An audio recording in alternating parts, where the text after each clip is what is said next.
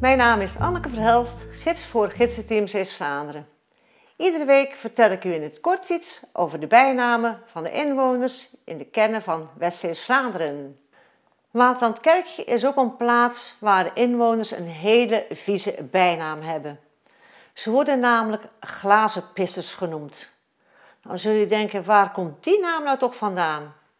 Dat komt omdat ze vroeger in Waterlandkerkje hele lage huisjes hadden die bovendien onderaan de dijk stonden. En daar had je geen grote glazenwassers voor nodig. Dat kon je op een andere manier.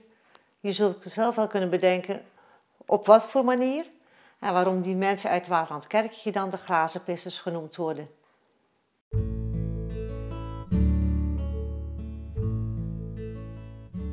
Kerkje, glazenjekkers.